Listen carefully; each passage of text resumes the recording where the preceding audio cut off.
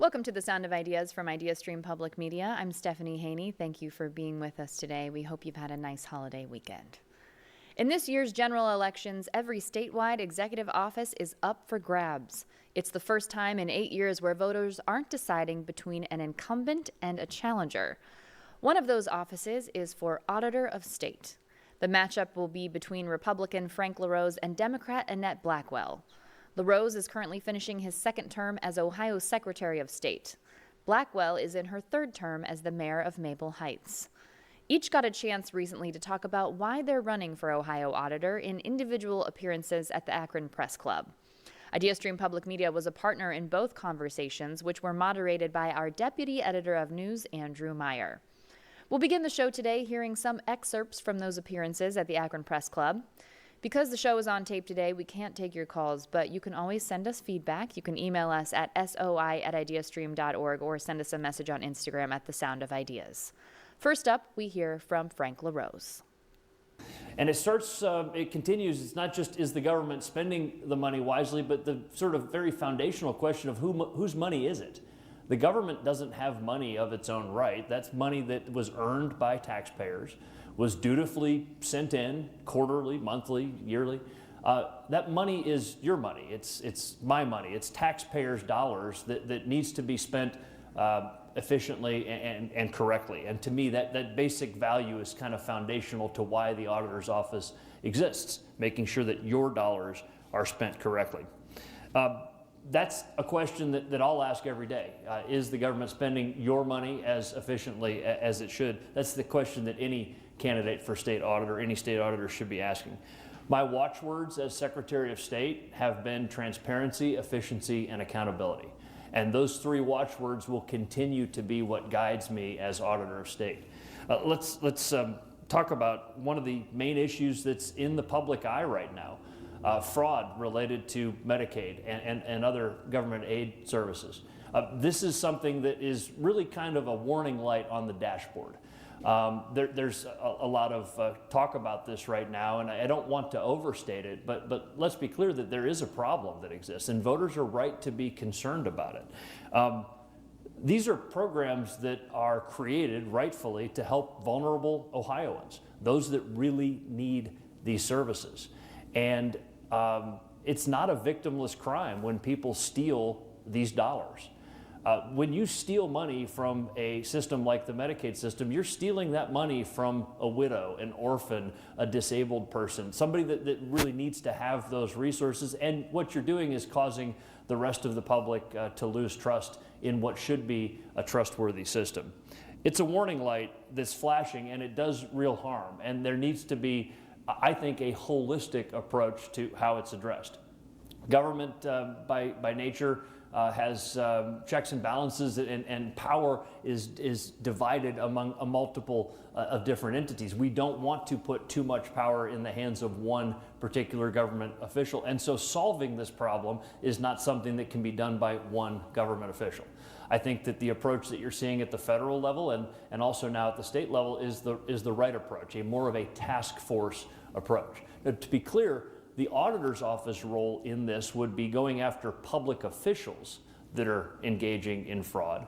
It would be the responsibility of the Attorney General and county prosecutors or federal prosecutors to go after individuals, members of the public, that are engaging in fraud. And of course, it's the responsibility of the administration, the governor's office and the administrations that run these, to make sure that fraud cannot exist in the first place. And so there's a whole of government approach, if you will, that needs to be taken as it relates to dealing with this. And we want to make sure that it's hard to commit fraud, and that when it does happen, that people are caught and that they face accountability for doing it. This gives me an opportunity, though, to relate back to the Secretary of State's office and the work that I've done there. I'm proud of the fact that we have created what we call the gold standard in elections administration. This is what the rest of the country views Ohio as the example. This is what I hear when I go to Secretary of State conferences around the country. We're proud of the fact that in Ohio, we've made it both easy to vote and hard to cheat. Ohio is a state where it is undeniably easy to vote, easier than almost any other state in the country, with 4 weeks of early voting and 4 weeks of absentee voting, with election day, in-person voting, early voting at your Board of Elections, more days and hours than most any other state in the country. Only 20 other states in the country offer weekend voting at all. Only 5 states in the country have Sunday voting. We're one of those. And so, yeah, we're proud that we make it easy to vote. We're also proud that we make it hard to cheat. And this is where it comes down to preventing fraud and then detecting it when it does happen. That means taking deceased people off the voter rolls, which we do on a monthly basis. I do not apologize for that. Of course, that's what Ohioans want us to do. Making sure that only American citizens are registered to vote and are able to cast a ballot, and that's something that we do. Maintaining a system of bipartisan oversight through the entire process. That means, yes, Democrats and Republicans working together. It seems like they can't agree that today's Friday, but Democrats and Republicans work together at every county board of elections. Every one of 3,000 different polling locations is staffed by dedicated Democrats and Republicans working well together. It continues to the work that we've done on business filings in the state of Ohio. That may not sound like an exciting thing, but the Secretary of State's office is that front door for all new businesses. When somebody wants to live their American dream of being an entrepreneur, it starts by getting their articles of incorporation at our office. And by the way, we've maintained the cost of filing a new business at $99 for the entire time I've been in this office. That's the lowest fee of any state in the Midwest. I challenge you to think of anything that costs the same today that it did 10 years ago, but we have doggedly kept that price at just $99 to incorporate a new business. And so when you look at the top line metrics that a Secretary of State should consider, the 2 things that I always look to is how many people are participating in elections and how many people are participating in the free market life of our state as an entrepreneur. I'm happy to say that when it comes to starting a new business and when it comes to participating in elections, we've absolutely shattered all previous records during the 8 years I've been Secretary of State. More people have voted in our elections during the 8 years that I've been Secretary of State than ever in Ohio's history. And by the way, 2020 was the all-time record-breaking election, and we're proud of the fact that we're seeing incredibly high voter participation, and that's something that I anticipate will continue in the 2026 cycle. But we're also proud that more people have started businesses over the last 8 years than ever in our state's history. We've gotten close to 200,000 new businesses a year during each of the years that I've been responsible for that. So yeah, the Secretary of State's office is responsible for some really important things, and we've also done a better job of detecting and going after those that commit crime. I created the first public integrity division ever in the state's history at the Secretary of State's office, where we have a team of investigators that can look into reports of election fraud and go after those that commit election fraud and make sure that they're held to justice. Also, those that commit campaign finance violations can go after them through the newly reconstituted Ohio Election Integrity Commission that is housed within my office. And so we're making a real difference there, and we're keeping voter fraud rare.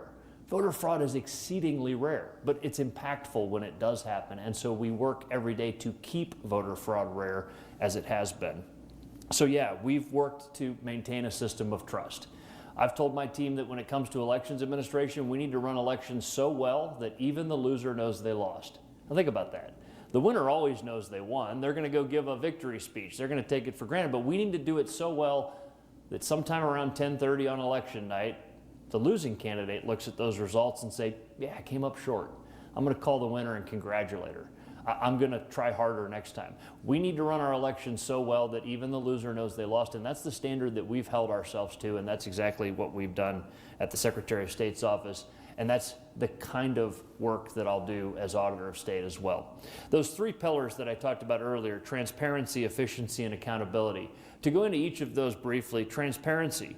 As it relates to the auditor's office, that means that the spending of local and state entities, the audit findings of local and state entities need to be accessible, understandable. You should be able to figure out how much money your city spent on rock salt this year, and you shouldn't take a PhD to figure that out. You should be able to look into the numbers and figure out what the budget is of your local community and make your own evaluation as you're making decisions for voting for city council or voting for mayor. You should be able to make informed decisions about how efficiently your community is running. That transparency is important. And yeah, with that transparency means that it makes some uncomfortable. If you're uncomfortable with transparency, you probably are not doing a great job as a public official. But we're going to focus on transparency. Efficiency. I hate to say this, but government doesn't operate as efficiently as the private sector. That's almost a given. It's almost something that we accept, but it shouldn't be that way. There's a reason for this, right? The private sector has this remarkable thing called the profit motive, which is an engine for innovation. It keeps you on your toes. If you're a private sector entrepreneur, you know on a daily basis if you're making money or losing money. If you're losing money, you're not going to keep doing that for long. Unfortunately, government doesn't always have that same pressure to innovate, that same pressure to be more efficient. I want to see some innovative work done at the local level to improve the efficiency of government. That can be done through a thing called a performance audit. The Auditor of State's office, of course, has the responsibility of doing a financial audit of over 6,000 different entities. Every city, township, village, public transit authority, public zoo, public school, anybody that receives tax dollars is audited, financially audited by the state auditor. The state auditor's office also has the ability to do a performance audit. I think there's some real power there, and I think that they're underutilized currently. I think that we can do more on performance audits. I've got some ideas, and I've already worked with the state legislature to start drafting a bill that would make performance audits compulsory in some cases. Right now, they're optional. And let's be clear, if you're the local library authority who is requesting a performance audit, you're probably not the one we're worried about. You're probably the one that's doing the right thing to operate your local library authority efficiently. But if you are spending 2x the state average, then maybe we need to take a look at your operations. And that's the sort of quantitative approach that I want to take to this.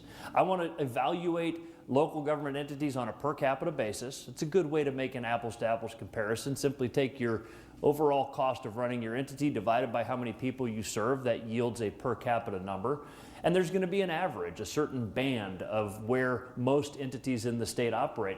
If you are outside of that band, I would like to see a mandatory, compulsory performance audit. But then the question is who pays for it, right? That's one of the things also. These performance audits cost something. Hiring a team of professionals to come in and evaluate your efficiency is not free. And right now, the local entity has to pay for it. That dissuades some of them from doing it. I would like to see not only they continue to be optional for those that want it, but compulsory for those that need it. And I also want to see the state be able to float the cost of that over time, and then that entity be able to pay back the cost of that audit out of the money they saved over a long trajectory so that they can make those affordable. I think performance audits is a great opportunity to work to make local and state government more efficient. And then finally, accountability. Now, there have to be consequences when people betray the public trust. And let me be clear, the vast majority of public officials are doing the right thing and care deeply about the work that they do. Of course, there's bad apples in every bunch as well. The current state auditor tells stories that would be funny if they weren't so ugly about local officials that were buying hot tubs for their Airbnb properties and using township checks to do it.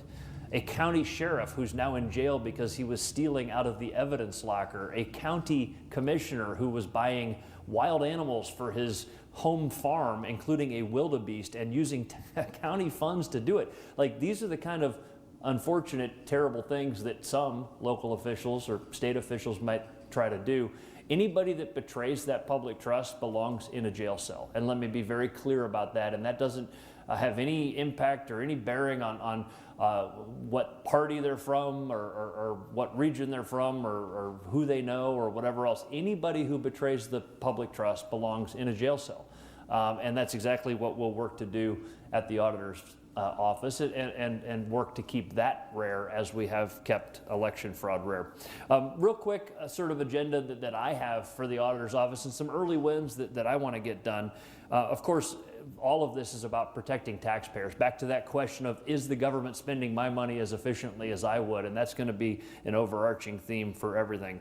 Modernizing oversight of Medicaid and other programs, working with other officials to make sure that the numbers are transparently available and that oversight can be done in a way that prevents fraud from happening.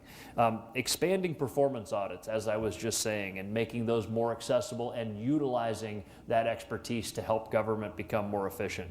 Stronger cybersecurity. This has been something that we've led on at the Secretary of State's office, and I'm very proud of the work that we've done. I was the first secretary in America to hire a CISO, Chief Information Security Officer. We created a security apparatus in Ohio that has become the example for other states. And this is what the Department of Homeland Security said under the Biden administration, and this is what the Department of Homeland Security said under the Trump administration. Other secretaries of state should follow Ohio's example as it relates to cybersecurity. We're proud of the work that we've done to bring all of our boards of elections up to a uniform standard throughout the state, a gold standard in a lot of ways, and we're going to work to do that at the Auditor of State's office as well. That's Frank LaRose, Republican candidate for Ohio Auditor, taking questions at a recent Akron Press Club luncheon. Today, we're bringing you excerpts from the two candidates for state auditor. Following LaRose, Democrat Annette Blackwell got her turn to make her case and take questions. Here's part of that conversation. When I became mayor in 2016, it was the first elected office I've ever held. I came to this office with more than 30 years of corporate experience, more specifically in banking, healthcare administration, and property tax consulting. And when it comes to currently being the Democratic candidate for state auditor, I had my head down doing the work as mayor when the opportunity came to me. I was not looking for my next job. I'm not term limited. Actually, my term doesn't end until 2027. This is the same way that I became mayor of Maple Heights. I was not on city council or served on a city board, commission, or committee. I had previously, however, served on the Charter Review Commission at the request of the then mayor. That was my first work in politics. And I had my first campaign experience when I was chosen to chair the local school tax levy campaign. They knew that I was working in property tax. They said, you'd be a great chairperson for our school tax levy, which was successful. It passed. And we built 5 brand new schools in the city of Maple Heights. So while this is my first statewide office that I've ever campaigned for, I'm very familiar with the state of Ohio and all of its 88 counties. For 16 years, working at 2 international tax firms and tax and accounting firms, where I did commercial real estate valuation work for commercial companies whose headquarters were here in Ohio, but had locations throughout this state and the entire country. And from 2023 to 2025, I was the Ohio Municipal League's Mayor's Association Ohio president, which represents more than 2,000 cities, townships, and villages. So I'm very familiar with Ohio. The local leaders here in that association, where there was led by mayors, commissioners, township commissioners, city managers, and I'm familiar with their thoughts and what the challenges were as I served as president of that organization. The issues that directly affect them, the concerns they had, the apprehension they had about the way this state was going, which has made our state a less safe and affordable place to live for many of those mayors, city managers, and commissioners. But I decided to get into this race because I want Ohio to be a good example of what good government can accomplish. In order to do that, we have to hold our government accountable and stop the corruption and misuse of hard-earned taxpayers' money that has plagued Ohio for far too long. You see, the auditor is one of the most powerful offices in the state, and it's one of 5 elected statewide officers under the Ohio's Constitution. It reviews the finances and audits of more than 5,000 entities. In the 2026 election, the current 5 state office holders are termed out and are switching offices, relying on name recognition for victory. But I believe that voters are ready for a change in those offices and are hopeful for more than a new seat holder. I have a financial background, and I've personally worked with the auditor's office, so I have inside knowledge of what can be done to improve the system to help local entities that are experiencing financial hardships. We were chatting before we got going. You've had a very busy schedule. You're out and about crisscrossing Ohio, Yes. Meeting a lot of people, learning about you for the first time. They might even be learning about the Ohio Auditor of State for the very first time. So for people who've never heard of Ohio Auditor, what's your elevator pitch to them? What do you tell them about what it is and why it matters to them? I think the Ohio Auditor's Office, and the way I explain it, is your state banker. It's your local income tax preparer, the one that's looking at your records, looking at what your income is, what your expenses, and deciding whether you have a return or not, or whether do you owe the government. It is the person, it's the financial police. And most people understand that. Believe it or not, I'm finding a lot of people have been through audits more than I would imagine. It would be the younger people that require a little bit more explanation. But people, surprisingly, know a little bit about, when you hear the word audit, it means somebody's checking something, that you pass the audit. Kind of like for your grades, the transcript, auditing your grades and creating a GPA and preparing transcripts. First question for the audience, from the audience has to do with audits. In your experience in the private sector, what was the most difficult audit you were involved in, and what did you learn from it? I did not do audits. I was in property tax consulting. And so what we filed was property tax complaints at the Board of Revision. If we were unsuccessful, Board of Revision went to the Board of Tax Appeals. I was not in the audit division. I was in the property tax consulting. Okay, practice. so let's swing it around then to Okay. your time as mayor. Yes. You mentioned that you've been through a number of audits as you Yes. helped Maple Heights through some tough times. Question applies to that then. Well, I can tell you how it started off, because since I've been mayor for the last 4 years, the audits have been all pretty good, clean. A lot of mismanagement, poor accounting practices, the lack of training of fiscal officers, finance directors. I'm going to tell you, as I am on the executive board of the Cuyahoga Mayors and City Managers, and right now through the state of Ohio, there's a shortage of finance directors. The training starts there. This is the person that is responsible for managing that department. And so the skill set is not what it is, because government accounting is very different. It's a specialty kind of accounting. And so the skill set isn't there. And so basic, like the pension and accruals, you think they would know, because unfortunately we're still in the habit of hiring sometimes our friends for this very important position. My two strongest weapons, my law directors on my right and my finance directors on my left. It keeps us strong. So working with, in my role as executive member of the Cuyahoga Mayors and City Managers Association, I work with the executive director to contact 2 of our local colleges to design a program, a certificate program, it's not a degree, to at least for those individuals working in my finance department, my accounts payable clerk, my payroll clerk, maybe an intern who's interested, to go to a local college and they get a certificate. It's about 6 weeks to at least begin to train the next set of finance directors and create a real plan for succession planning. And so what we see is just really mismanagement, not understanding the fund accounting. The first thing I did, probably my first 6 months in office, was bring every director in the office and said, can you read your budget? We were doing a lot of blanket POs.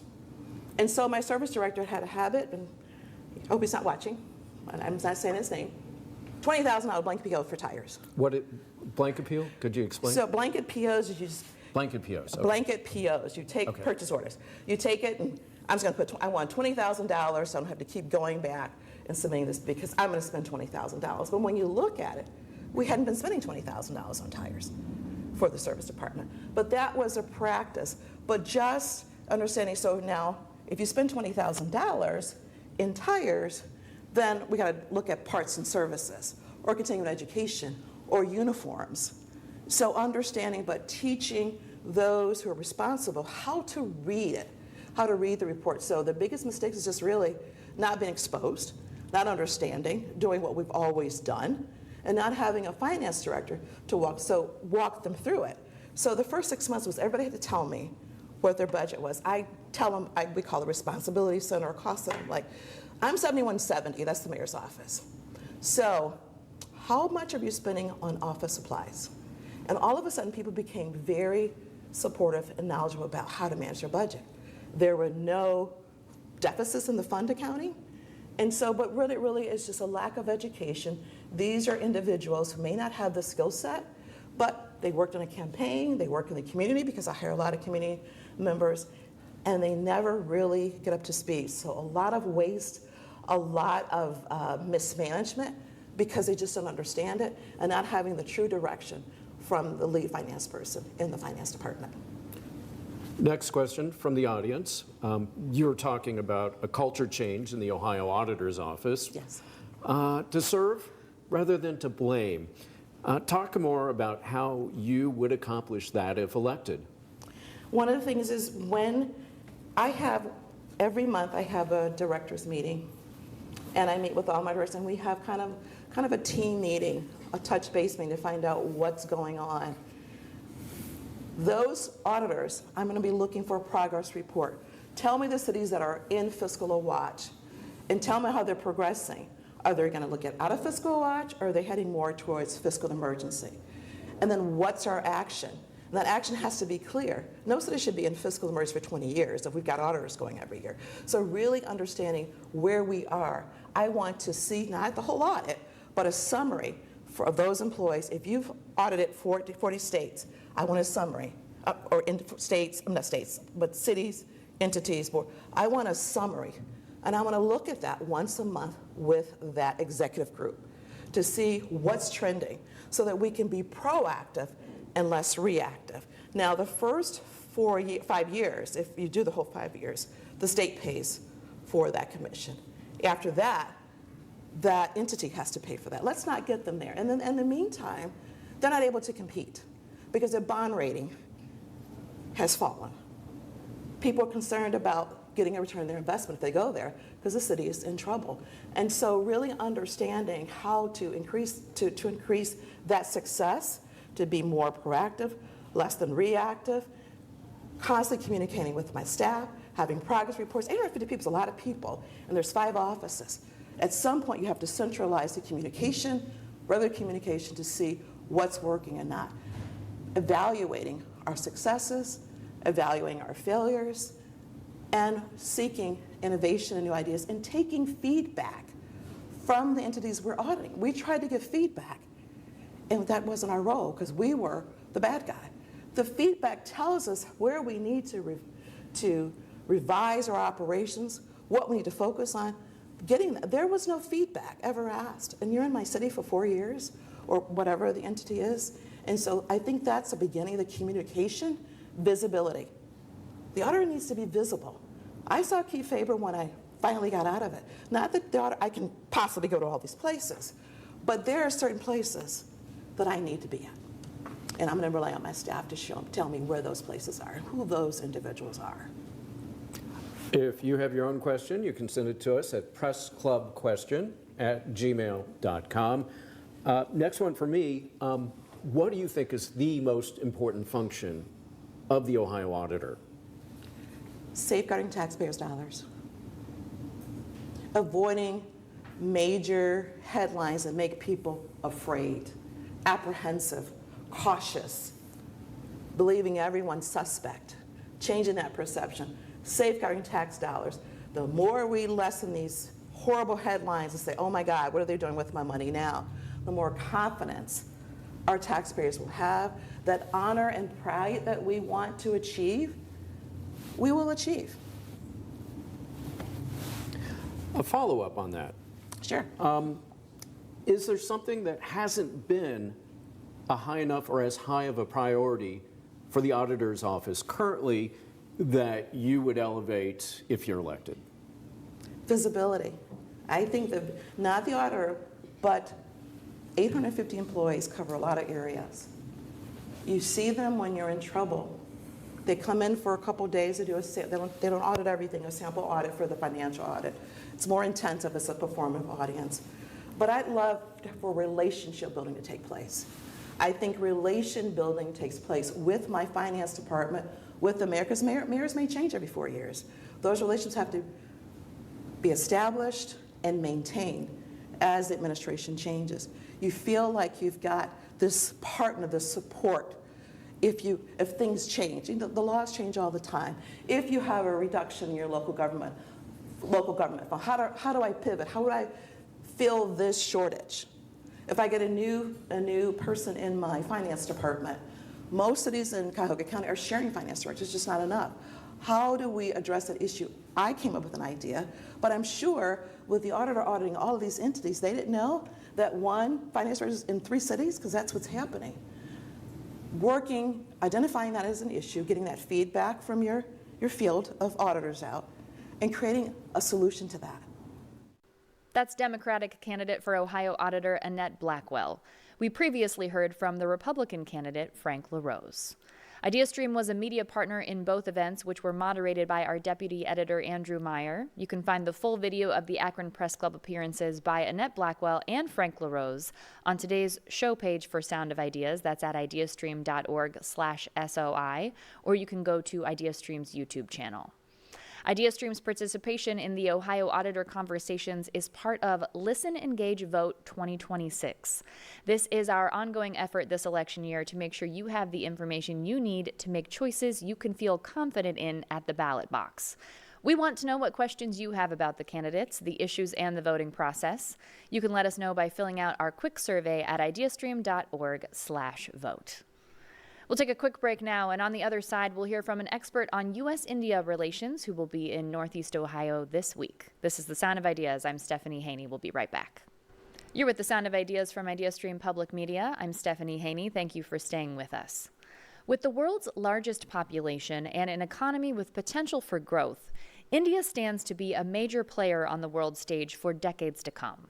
The country faces an interesting dynamic, being a strategic partner with the United States through business ventures and immigration, but geographically close to Russia and China, who are also trying to exert influence on India's growth. The Cleveland Council on World Affairs is bringing Akriti Kalyankar, a fellow with the South Asia program at the Stimson Center, to Northeast Ohio later this week to discuss U.S.-India relations. She spoke to us here on The Sound of Ideas ahead of her visit about her time working as a reporter in India, that country's growing economy, and how international diplomacy between the U.S. and India might play out over the next several years. A reminder for you that today's show is on tape, so we can't take calls, but you can weigh in via email at soi@ideastream.org and on Instagram with a message at The Sound of Ideas. Now here's my conversation with Akriti Kalyankar. Akriti Kalyankar is a fellow with the South Asia program at the Stimson Center and joins us now on The Sound of Ideas ahead of her visit to Northeast Ohio. Akriti, welcome to the show. Thank you so much for having me, Stephanie. Now, Akriti, before we get to some of your background and personal work, can you briefly tell us about the Stimson Center and your role there and the impact there with foreign policy? Yes, of course. So the Stimson Center is a nonpartisan think tank based out of Washington, D.C.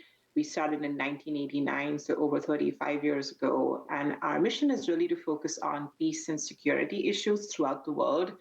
What we're trying to do is seeking more stability and dialogue, and especially trying to understand how U.S. foreign policy impacts different countries around the world. So my work, especially at Stimson, is focused on U.S. foreign policy in South Asia, so towards India, Pakistan, the broader region, and making sure that we have positive bilateral relations, whether that looks at trade, defense, or security issues. And before the Stimson Center, you worked as a journalist in India. One of the outlets you worked for was the Indian Express. So can you tell us about what you covered? Yes. So I was actually a journalist in both Mumbai and Delhi, so the capital as well as the commercial capital of the country, 15 years ago. And I was at the Indian Express as well as the Hindustan Times. Both of those are large English language dailies, national dailies. So the Indian Express actually covered environmental issues. And then at the Hindustan Times, I looked at education and sort of broader national civic education issues. Have you noticed a difference in how journalism functions in India versus how it functions here in the United States? I think it's pretty similar now. I think they both are focusing so much on the digital aspect of it. When I was in India, 15 years ago in journalism, admittedly I was on the print side, but there was really a focus on the written word. There was more focus on long form journalism. Now everything has become so short, directly to social media. I mean, I see a lot of my former colleagues who almost report the story live on social media and then they write copy afterwards. It's very similar to what is going on now in the US. I think maybe the difference a little bit is that there's still more readership for physical newspapers in India compared to what I see, at least in the United States. I think the US has moved pretty maybe more firmly on towards the digital side. I think just maybe even in terms of like the difference between the population of the two countries, right? I mean, India is 1.4 billion people, and a lot of them might be sort of older generation. So there's still more money, I guess, in subscribing to a physical newspaper in India than perhaps it is in the US. So the financial model is slightly different. Okay. Let's talk about your education and your experiences there culturally. So, you have degrees from the University of Mumbai and also George Washington University here in the States. You're also a Yes. native Hindi speaker. So, I'm wondering culturally if you ever feel a pull between your time spent in the two countries. I expected to feel a big culture shock when I moved to the US, 15, 16 years ago. But honestly, I didn't, because there is so much of an understanding of American culture in India, just because of American television and movies, and because English is a language that is spoken numerously, very much in India. And so I was already kind of exposed to the American way of life, even though I had only lived in India, and obviously, having read magazines and books about the US as well. And there is a large diaspora population from India in the United States. I mean, 4 million or so. So really, when I came to grad school in the United States, there were so many. I had friends from obviously all over the world, but also from India. And there's Indian stores, there's Indian restaurants everywhere. And so it was actually, I found myself, happy about the fact that I didn't really have as much of a culture shock. And it has been lovely now through my work at the Simpson Center, because I continue to work on the US-India relationship, that I've been able to go back, on professional trips. So I'm constantly back doing research there, meeting analysts, meeting government officials. And so it's really kind of a happy medium that I've found between both the countries. Speaking of your work with the Stimson Center, you are the editor in chief with the South Asian Voices publication, which is part of the Stimson Center. And part of the description of that publication is that it seeks to challenge misconceptions. How has that effort played into your reporting and analysis of South Asia and India in particular? That's a great question, Stephanie. Thank you. So, yeah, the mission of South Asian Voices, if you look at Stimson Center's work, we started in 1989, just around the time of the breakup of the Soviet Union, and the co-founder of Stimson, Michael Kripon, he was kind of moving his toolkit from the U.S.-Soviet relationship to the India-Pakistan relationship, because both countries were developing nuclear weapons then. And just because of their historical legacy of so many wars between the two countries, he was seeing that there was this misperception between the communities of both countries, and also a little bit the US perception of how these two countries were thinking about their security, that was really playing into, dangerous potential risks in terms of nuclear consequences. And so what we started doing in 2013 through South Asian Voices was trying to have young people from both, India and Pakistan, and now we've actually expanded out to other countries in the region, so Sri Lanka, Bangladesh, Afghanistan as well, and then the diaspora of those countries in the United States and the UK, and ensure that they have a dialogue about what they see as sort of state narratives that they want to challenge. What are some on the ground truths that we're missing about how these two countries interact with each other, and how daily people are really impacted by violence and how we want to actually go in a direction of peace and stability. So it's been really, interesting and rewarding to do this work. Through Stimson, we actually have a visiting fellowship program where we bring in 2 Indians and 2 Pakistani scholars to the United States for a 1-month residency each year, and to see, people from both the countries who otherwise don't really get to interact with each other and talk to each other because of visa restrictions really become friends and do research together and understand each other's perspective has just been wonderful.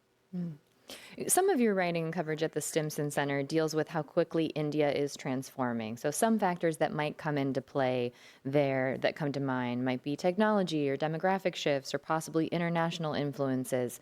I'm wondering in your writing what you've come to find might be the biggest factors at play in the transformation of India. Yeah, for sure. I mean, I think India's economic growth is a huge factor in the shift that is taking place in the country and how maybe even the rest of the world, and particularly the United States, sees India. So right now, India is the sixth largest economy by GDP.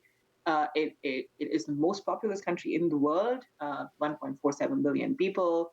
It has a very important geography considering it is so close to China. It is sitting in the Indian Ocean, close to so many important sea lines of communication, and it has a very talented, skilled pool of people who are engineers, who are doctors, who are interested in technology. They are developing startups both in India and the United States to take some of these conversations forward. So I think those are all factors that I have seen, particularly in the last 10 to 15 years, ensuring that people gravitate towards India. I mean, I've also seen, let's just talk about AI, for instance. I was in Delhi for the AI Impact Summit in February this year, and just see the American contingent of companies that were there for the summit in New Delhi was just so interesting. I mean, Google, Anthropic, OpenAI, really the who's who of the AI world were there. And why are they there? It's because India allows you to test out AI solutions at scale. It has a population that is English speaking, that has the technical skills to be able to carry out these experiments, build large language models. And so I think that combination of economic growth, investment opportunity, as well as the scale that the population allows are factors that are really propelling it forward. Talking about that U.S. relationship with India, there was some news a few weeks ago where President Donald Trump had made some incendiary remarks, calling India a hellhole, and combining that with 50% tariffs that the president tried to impose on India in the middle of last year. Aside from those relationships that you were talking about there, do you have any insight into how relations are between the U.S. and India at the moment? So it has been a difficult time for the U.S.-India relationship over the past year and a half. You already mentioned the trade tensions, but also there was a short conflict between India and Pakistan in May of last year, so May of 2025, and some of the U.S. positions on that conflict, particularly claiming that there was direct U.S. mediation between India and Pakistan, was not something that New Delhi was. New Delhi didn't like some of those comments that were made by U.S. Policymakers. And so it's been a little bit of a strained period in the relationship. There has been downturn over the past year and a half, like I said. But I think there's also understanding both on the Indian side as well as on the U.S. side that this is an important relationship. So for New Delhi, especially, the fact that the U.S. is the most advanced nation in the world, it has technology, it has the capital. It is still a values-based democracy that India would want to continue to have a relationship with. And I think, at least as part of my conversations as well, there is still an understanding in the U.S. as well that India is an important country to have a relationship with. So we find ourselves in a little bit of a difficult spot, but I think there are enough reasons, not least of them, that both countries are concerned about China as well in the Indo-Pacific, that bind them together. And so I think we will feel our way through this, hopefully, to better times in the next few months. You did mention the geographical closeness with China, also geographically close with Russia in India. So, how is that balanced in India, the relationship with outside players, and also thinking about the relationship with the US, which is closely engaged with trade and travel? How does the government and the people of India, how do you see them aligning themselves? Yeah, that's a great question because I think Indian foreign policy is often something that people are confused about, and it's because India comes from a background of colonialism, right? It was, I mean, subjected to colonialism by the British, and so when it became independent in 1947, it sort of wanted to keep itself away from the vicissitudes of the great powers. So it actually tried to be equidistant between the United States and the Soviet Union at that time. But then, just because of having two very difficult neighbors in Pakistan and China, India found itself sort of sometimes tilting towards the United States, sometimes tilting towards the Soviet Union in terms of asking for assistance and military equipment and help, etc. Once we come in sort of to the 21st century and in more recent years, the last 20, 25 years, I think India has found that the US is probably its most consequential partner, even though Russia is a long-standing relationship that has always sort of served Indian interests. So it seeks to balance both relationships, but I think in terms of the trajectory of the future, there is understanding in India that if you want advanced technology, if you want to be able to compete for China, you should be putting more eggs in the U.S. basket versus the Russian basket. And just a word on the China relationship, I think India's fought wars with China. There's been many conflict and skirmishes over the last basically since the two countries exist in their modern state. And after the 1962 war, I think India's sense was that China is a threat, and it's continued to be as a part of the Indian psyche. But then in the middle, it probably wanted to see if there was a way of trying to get China to behave better through economic interdependence. But I think even that didn't pan out, and there has always been, I think there will continue to be a threat perception that China is always going to emanate for India, especially considering both countries even clashed on the border as early as a couple of years ago, starting in 2020, and that conflict continued for a long time. So I think that competitive relationship is there. Right now, we're in the moment where India is sort of feeling pinched because of the U.S. tariffs, because of the Iran conflict situation, because of the Russia-Ukraine war. There's just too many sort of restrictions and constraints, and so it's trying to figure out how it could make the best of the situation with all of the partners at its disposal. And so it's also partially considering opening up to China a little bit, but I think that is just sort of temporary, and the long-term threat perception from China still exists. Certainly a lot of big considerations there and complicated relationships, no doubt. I do want to ask you one final question before we let you go here. You're out doing these speaking engagements. I'm wondering, when you're doing that, if you get an opportunity to connect with Indian American communities, and if so, I'm just wondering what kind of feedback and questions you might get at those events. Yeah, I think that's always my favorite part of going to different cities around the U.S. is seeing how the Indian American community is, seeing themselves in the policy world. I think we get a lot of questions, especially since I work in Washington, about how the U.S.-India relationship is, how important is India in the U.S. foreign policy matrix, and whether also about the contributions of Indian Americans to American society.